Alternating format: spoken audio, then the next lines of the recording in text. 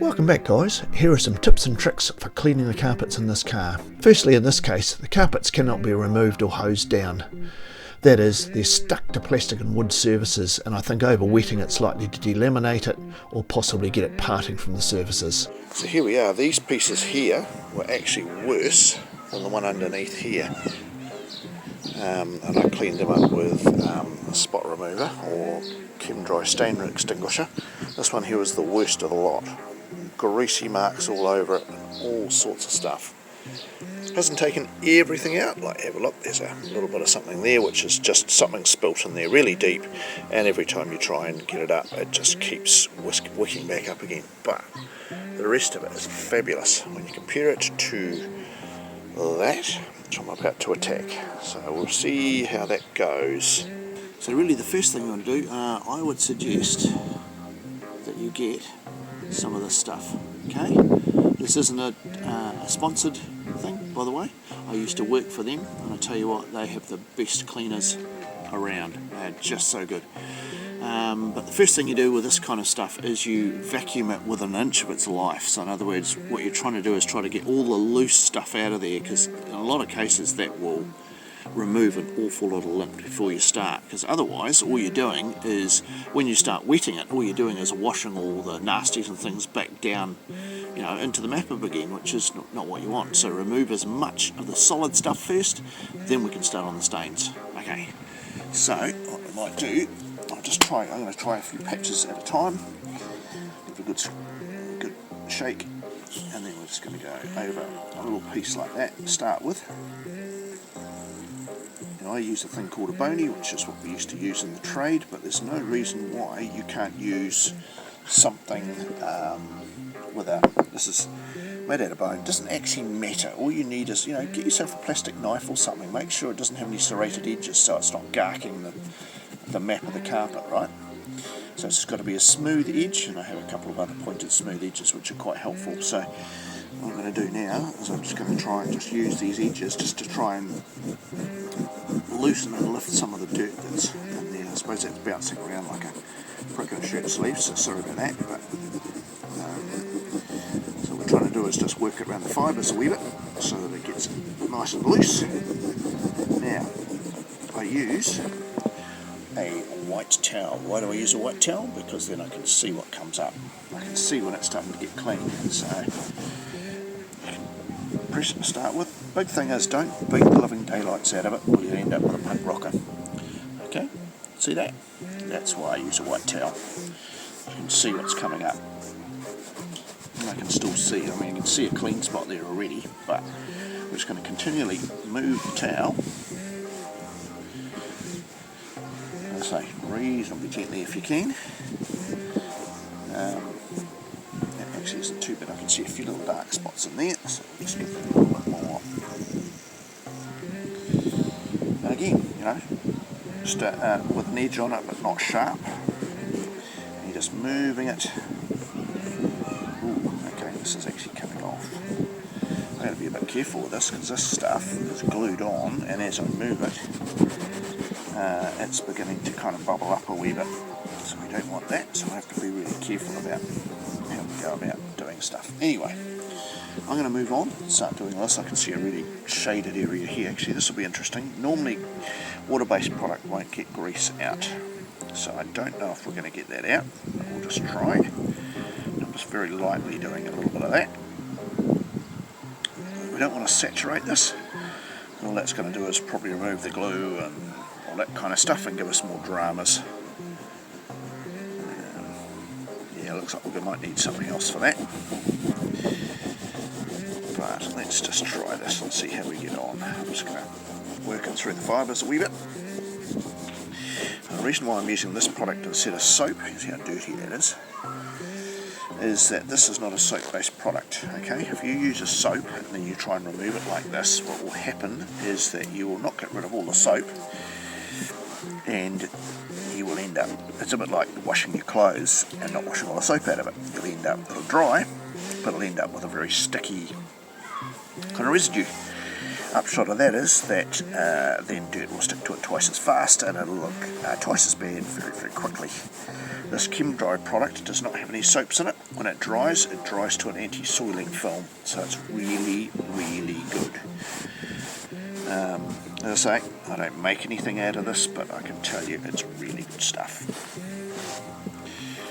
Still a lot of kicks coming off that. Okay, you don't need to see all of this, so I'm just going to go flat out now and remove what I can, and I might just might come back to this soon, eh? Now, just so you can see the difference, this is the piece that I have cleaned, and yet when you look at the insides of the boot, you can see, whoops, let's just get that a little bit more into focus. So yeah, that's what I cleaned, and it's improved. It's not perfect, but it's pretty good. And then when you look at the grubbiness of the inside of the boot, you can see that we can do the similar kind of thing in there as well. So to make everything look really, really good, I'm going to now go and attack that in the same way. I'm going to spray the stain extinguisher onto it, going to rub it into the fibres, and then we're just going to wipe off as much of the soiling as we can, and it will certainly improve it. Not going to remove everything, but that's okay. Okay, so I'm just working my way around now systematically from one side to the other. I'm going to go both sides and right round the back, so that we're all completed. All those surfaces in the boot are all done.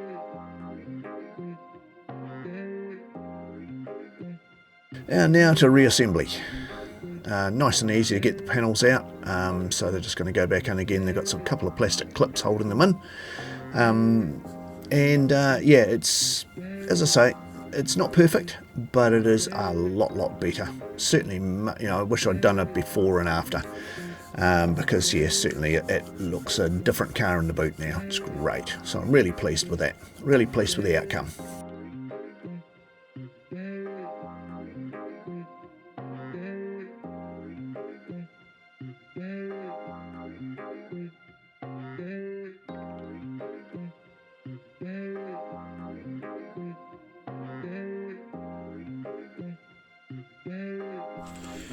Okay, now this is the inside of the car. I'm going to clean it, but the other thing you'll notice too is that this looks really well worn. You know, there's all this kind of pilling stuff along here. Now there's an old carpet layers trick that you can do to try and fix that. One of two things: you can use a shaver, or you can use a blade. What we're going to do is we're just going to see if we can just trim some of the worst of that kind of stuff off, so that you don't have all of that untidiness looking stuff, plain kind of stuff that you would have. And I guess your mum's probably done this with some old shirts and different things, but just removing that without killing a whole heap of the fibres, is a really nice, neat, tidy way to make it look kind of good again. There's a bit more just up there. If we go just very quietly, you don't want to dig it in, you just want it to slide over the surface. Oops. You can kind of do it a little bit like that as well. Just takes that, all those loose little pieces that make it look untidy, and make it look beautiful again. See, there's some more at the top there. If I just give it a quick little trim down there, you'll see what I mean. A few little bits just there, which is easy peasy. Oops. That's what you don't want to do. You don't want it to stick in, otherwise it will noticeably look like it's actually been trimmed.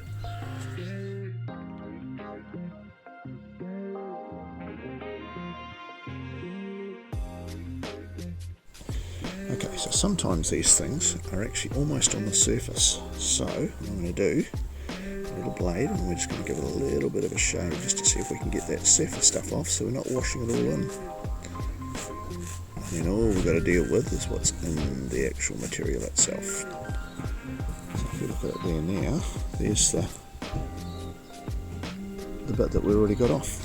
Right, let's just try this again and see if we can get... Found that white spirits takes a little bit of it off, so I'm just going to try it again. Got to be so careful though with this stuff, because if you put too much on, it'll delaminate it and you'll be in a worse situation than when you started.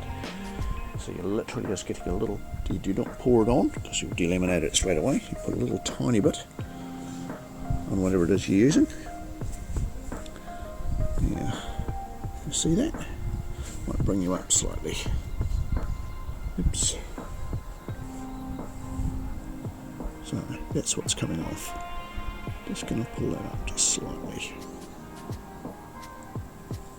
So that you can see that. You still can't really though, can you? Nope, not doing it. Let's bring it back a little bit.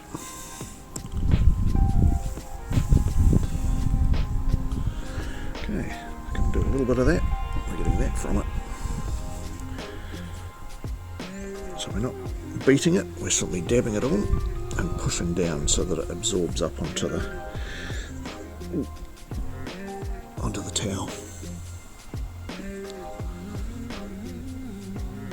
It looks like it's tar or grease. Oops.